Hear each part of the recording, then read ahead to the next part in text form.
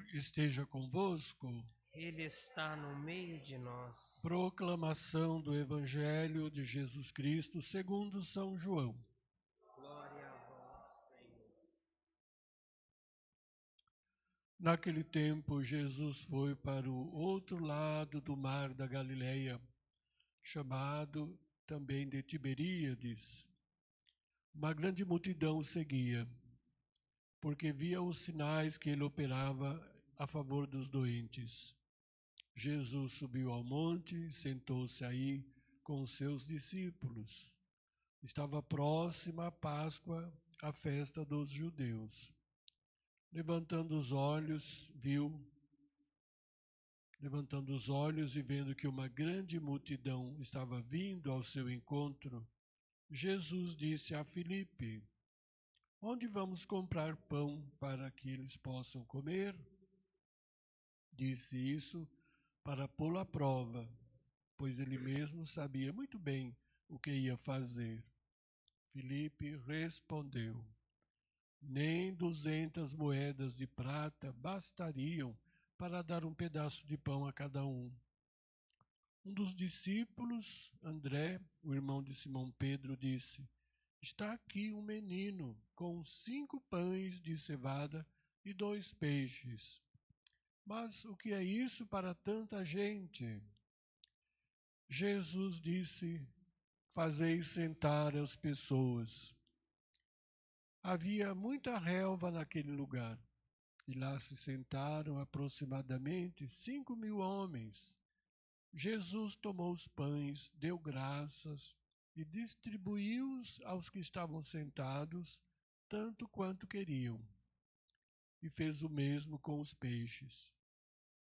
Quando todos ficaram satisfeitos, Jesus disse aos discípulos: Recolhei os pedaços que sobraram, para que nada se perca. Recolheram os pedaços e encheram 12 cestos com as sobras dos 5 pães, deixadas pelos que haviam comido. Vendo o sinal que Jesus tinha realizado, aqueles homens exclamavam: Este é verdadeiramente o profeta que deve vir ao mundo. Mas quando notou que estavam querendo levá-lo para proclamá-lo rei, Jesus retirou-se de novo sozinho para o monte. Palavra da salvação.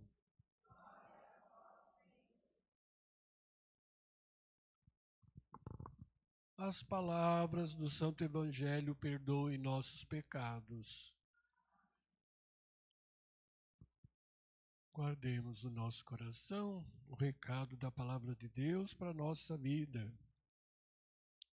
Da primeira leitura, podemos guardar esse ensinamento. Falsos profetas sempre aparecerão, querendo distorcer a verdade da fé de Jesus, da Igreja, de todos nós.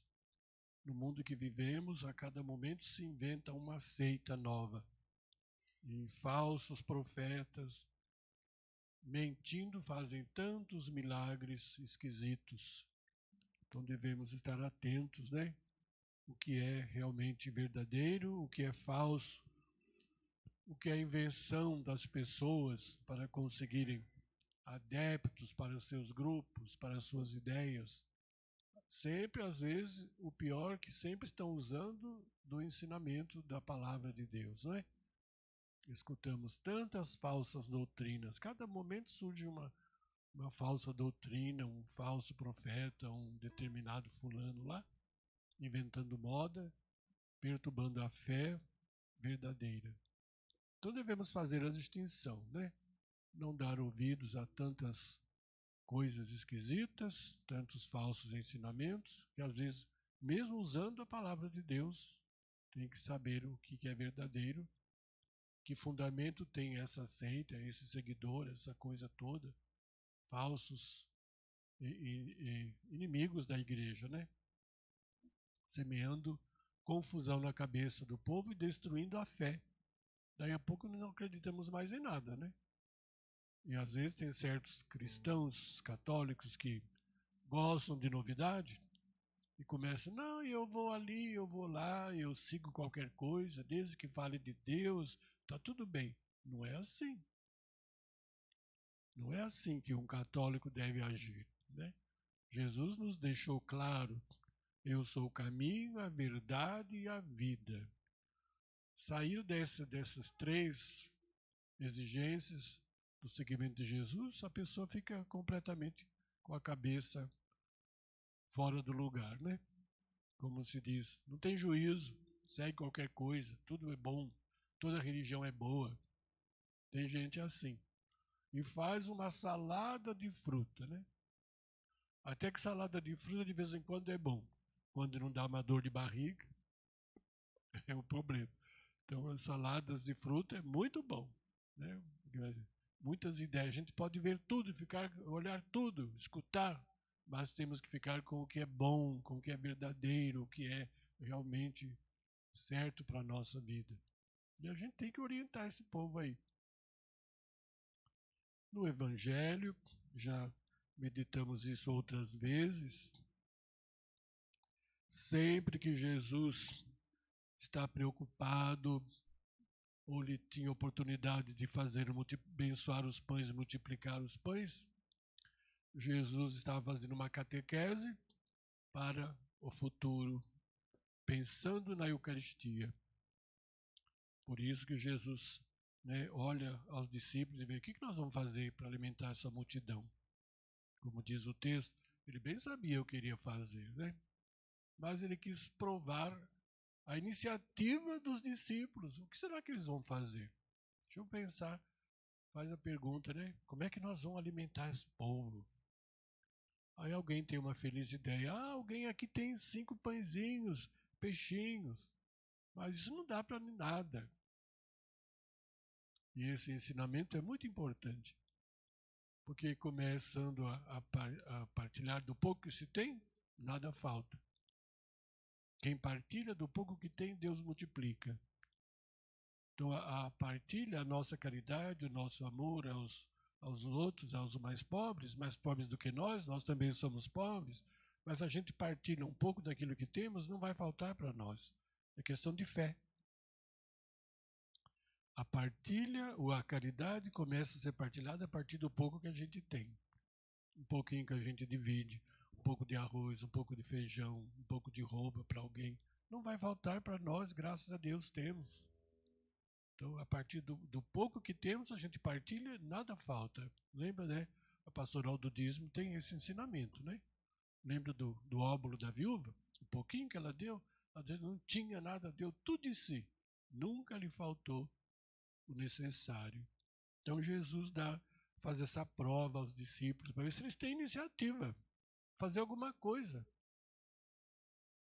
Então, eles têm, tem alguém aqui, né, com esse pãozinho, esses peixes.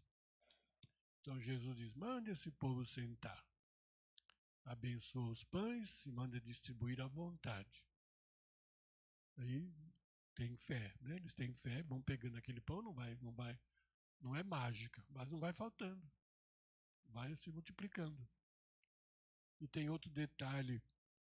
Depois Jesus manda recolher os restos, as sobras, né? Recolher os pedaços que sobraram para que nada se perca. Recolher os pedaços e sobrou ainda os peixes também. O que Jesus queria dizer com isso? Recolher os pedaços de pão. O pão sempre é um elemento fundamental na nossa mesa. O pão é o sinal do alimento sagrado. O pão já prefigurava a Eucaristia. Então, recolher as sobras significa tomar cuidado com as sobras, né? Em casa a gente aprende, nossos pais não joga pão fora. Não se joga pão fora. Né? Não se joga pão fora.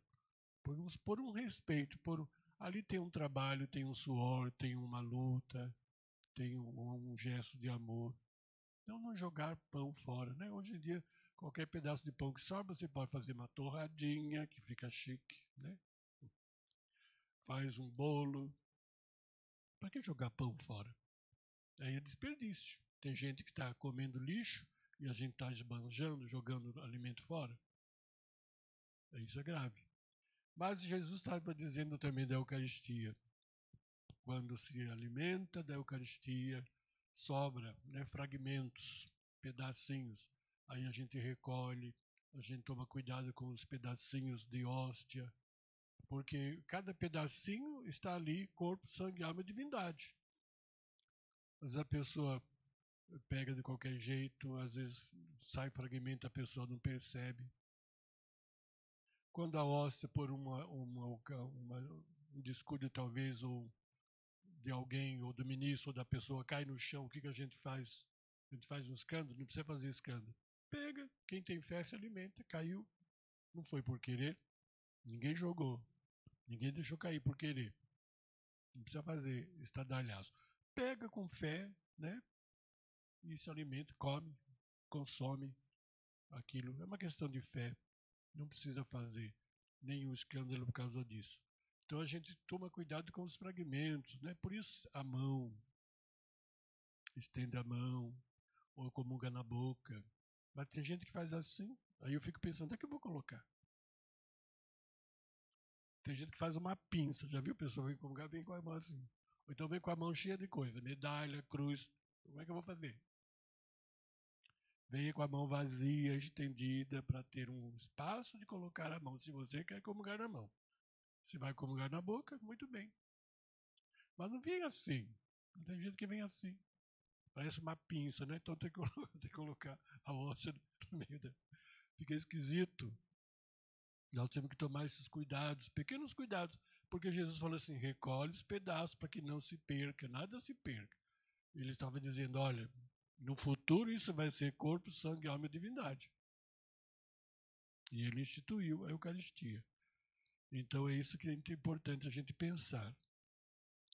E quando eles viram a maravilha que Jesus alimentou aquele povo, agora eles queriam fazê-lo rei. Jesus fala, não, não é isso, não vim para isso. Eu vim para saciar a fome de Deus. Vim para alimentar esse povo com a palavra, com a Eucaristia, corpo, sangue, alma e divindade. Eles queriam Jesus, aquele é ótimo, ele vai solucionar o problema da fome, da política do tempo, né? Jesus não foi para isso que ele veio. Então peçamos a Deus esta graça de tomarmos sempre os devidos cuidados, seja no ensinamento, no que escutamos, seja na Eucaristia que celebramos, no alimento que recebemos. Façamos, pois, as preces.